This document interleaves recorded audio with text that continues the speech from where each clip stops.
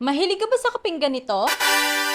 Hi random people who love random stuff and sponty trips. This is Miss Random and for today's video, tuturuan ko kayo kung paano ma-achieve ang latte sa bahay.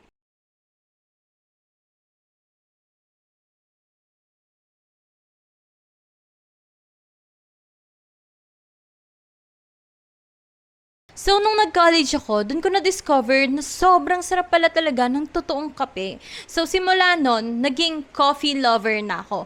Pero, hindi ko naman kasi kayang panindigan yung life na lalabas lagi para bumili ng kape, di ba? At dahil dyan, sinigurado ko na magkakaroon pa rin ako ng kape sa bahay. So, maraming nagtatanong sa akin, bakit puro kape yung pinopost ko? Paano ko na-afford yung ganun kadaming kape sa araw-araw? Hindi nila alam, meron ng sikreto. So, ito lang siya. So, ito nga pala yung mga baby ko. Sobrang tagal na nila sa akin. Hindi sila yung mga cafe grade na equipments As in, pang personal use lang siya kasi hindi naman niya kaya yung sobrang daming ginagawa ng sunod-sunod. So, ito nga pala yung espresso machine na nabili ko lang sa online. And then, ito din, coffee grinder din siya. Tapos, nabili ko lang din siya online. Actually, random people, nagsimula talaga ako sa coffee drip.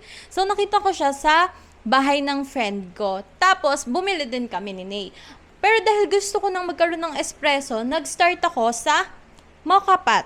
So, itong mocha pot, meron siyang distinct taste. Espresso yung nilalabas niya, pero hindi siya kasing smooth ng espresso machine. Pero, yung sarap niya, sobrang ma-appreciate mo din. May kakaiba siyang sarap. So, pero syempre, dahil nagkaroon na ng ganyan, tumaas na naman ang pangarap, nag-level up. So, nagkaroon na ako ng espresso machine. Tapos, yung espresso machine na yan, sobrang mura lang yan. Yung ibang mga espresso machine, actually yung mga original, 5 digits, like 20k up. Yun yung mga original na pwede nang gamitin pang tinda, ganyan. Kung may susundin ka na standard, yun talaga yung standard pa. Kahit home-based lang na gamitan. Pero ito, it works naman. Tsaka ang tagal na niya sa akin. So like, 1 taong mahigit na yata to sa akin or magdadalawa na. Oo, magdadalawang taon na siya. So, matagal na to sa akin and hanggang ngayon, nagbibigay pa rin siya ng isang napaka-positibong output. So, next, kasi ganito yan. Share ko lang sa inyo na dati kasi bumibili na lang ako ng mga grounded na coffee sa online lang din. So na-realize ko, parang habang tumatagal, umaasim yung mga coffee beans. Hinanap namin yung dahilan, tas yun na nga. Dahil grinded na yung kape, umiikli na yung shelf life niya. Kaya simula nun, parang nangarap na naman ako na magkaroon ng grinder. Which is, eto na nga siya. Tapos, mura lang din siya. Hindi din siya yung usual na ginagamit. Pero, kung mapapansin nyo, nagagamit na din siya. Kasi matibay din talaga to As in, like, ang tagal na din nito sa akin. So, itong grinder na to, kaya niya talaga from fine to coarse. Fine, medium, coarse. Depende talaga sa number dito Kasi, yung usual kasi, fine, medium, coarse. Pero, meron pang may pagbabago pa yon depende sa numbers na pipiliin nyo. So, pwedeng maging super fine, super medium, medyo medium. So, nakadepende naman yan kung ano yung machine ang gagamitin nyo. Pwedeng coffee drip, pwedeng mocha pot, pwedeng magko-cold brew ka, pwedeng lalagay mo lang siya sa bag, pwede din naman na espresso machine. So, ayun, ganun kalala yung tulong ng grinder sa atin. Ayan, so pwede kang mag-imbak ng maraming beans, tapos tsaka mo pa lang siya i-grind kapag gagamitin mo na siya, ganun. So, yung coffee beans naman, bukod sa dumadayo kami kung saan makakabili, pwede rin naman kayong umorder online. Tapos, pwede rin na kung meron bang malalapit na supermarket sa inyo, which is, sa amin, ang pinakamalapit is Walter Mart. So, sa Walter Mart, doon ako nakakita ng mga coffee beans na masarap din, yung Amparo, ganun. Ang sarap niya, tapos quality din siya, tapos, ano yan? Tapos malapit lang, tapos mura siya. Kumbaga, kung maghahanap ka kasi sa mga cafe, medyo pricey na siya ng konti. Unlike sa pag bumili ka na lang sa supermarket. Actually, pwede naman sa palengke, kaya lang yung mga palengke dito, hindi sila nagbebenta ng mga ganitong kape.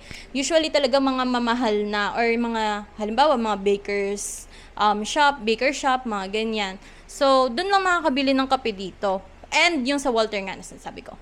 Pero kung gusto nyo talaga ng mura, syempre, hanap na kayo sa online. Ang maganda dito, pwede kang gumawa ng espresso, tapos pwede ka din steam ng milk. Ayan. So, meron siyang steam wand. So, ayan lang naman yung mga baby ko. If gusto nyo pang matuto ng mga tungkol sa kape, ganyan, which is, sobrang hilig ko namang mag-share. Kung kani-kanino, lahat na lang na nakakausap ko, share ko kung ano yung mga natututunan ko sa kape, ganyan. Comment down below and susubukan kong masagot yung mga tanong nyo. Sa mga susunod ko na video, kahit hindi kayo magtanong, mag-share ako. Kaya ko lang siya shinare kasi sobrang worth it niya para sa akin. Like, kasi itong beans, hindi siya basta-basta nauubos. Hindi siya mabilis maubos. And, ang dami nyo nang magagawa dito pa lang. Marami na kayo magagawa dito. Tapos, pag may grinder pa kayo, mas mahaba yung shelf life. Tapos, sure kayo na hindi mangangasim yung kape nyo. Para sa mga nag-goal talaga na magkaroon. Ganun. Pwede din naman na espresso machine lang kung wala pang grinder sa online or sa mga supermarket na malapit sa atin. Pwede din naman silang mag-grind. Meron ng mga available na grind na coffee beans. Pero tip ko, kung syempre small consumer lang naman kayo, like yung pakunti-kunti lang naman yung nakoconsume nyo, pakunti-kunti na lang din muna yung bilhin nyo. Huwag na muna kayong bumili ng sobrang dami, like parang isang sakong bigas.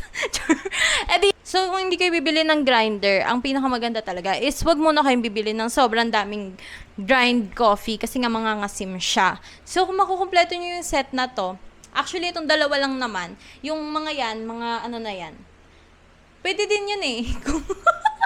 Kung hindi pa talaga afford to, pwede din yon.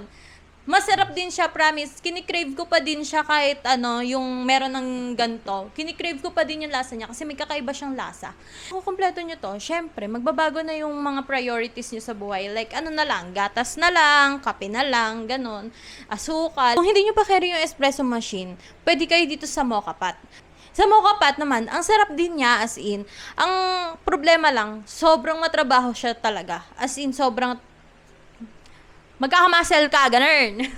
Yarn. Hindi naman ganun masyado, pero like, kung ikukumpara mo talaga, halimbawa, nagkaroon ka na ng ganito, di-differentiate mo talaga. Pero kung wala pa naman, dito ko magsa-start, gaganahan ka pa rin naman. Kasi doon mo malalasahan yung espresso di ba? Parang nasa lang to, 500, ganun. Mga ganun lang. Tapos kahit nga hindi mo na kayo bumili ng pinakalutuan kahit sa kawali lang muna. Sa burner lang, ganun.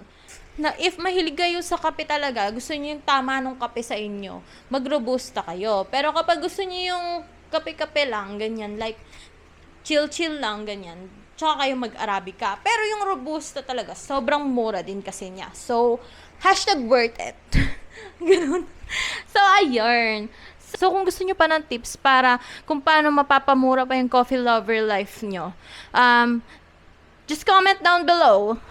Hindi naman ako madamot sa info. So, para magkaroon ng ganitong kape, ang lalagay lang natin is yung condensed lang. Yan, condensed lang. Magiging iba-iba yung lasa niyan, depende sa gatas din na ilalagay nyo. Bukod sa kape ha. If gusto nyo ng usual na lasa ng kape, ay ng latte, full cream milk. Tapos, if health conscious naman kayo or may mga priorities din kayo sa health nyo, pwede kayong mag-try ng iba like oat milk, soy milk, ganyan.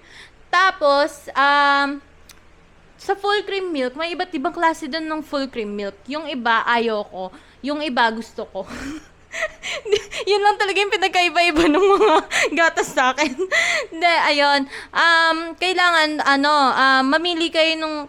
Actually, sa una, mag-explore talaga kayo. Kasi marami namang gatas na hindi ako nasasarapan, pero nasasarapan yung mga kaibigan ko, ganyan. And, kailangan nyo din talagang piliin kasi, halimbawa ako, gusto ko yung medyo dairy talaga yung lasa niya, ganun. May iba talaga yung iba matamis na. Ako, gusto ko, nagsisimula ako sa yung gatas dairy, tapos ako na maglalagay ng sweetness, ganun. Tapos, ayun na, tapos ilalagay nyo na yung kape sa ibabaw. Pero, ayan. So, ito lang. Baso lang namin to sa bahay, guys. Ayan lang, baso lang yan na normal. Tapos, ayan, yung condensed, yung gatas, yung kape, tapos yellow, gan. Pero unahin nyo yung yellow para magkaroon kayo ng layers. Okay? Okay. Para makita.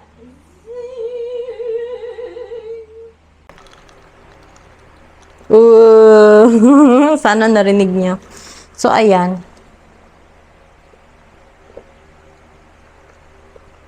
Sarap. Kulang sa kape. Tira lang kasi to eh. Pang-lima ko na to. Pang-lima ko na ba to? Pang-ilan na ba to? Huwag niyo akong gagayahin. Hindi naman maganda yung sobrang dami ng kape sa araw-araw. Pero yun nga, parang masarap yung kape, di ba? Okay. So that's all for our reality, wise choices, and a whole lot of love. Randomly. So, ayan, bye!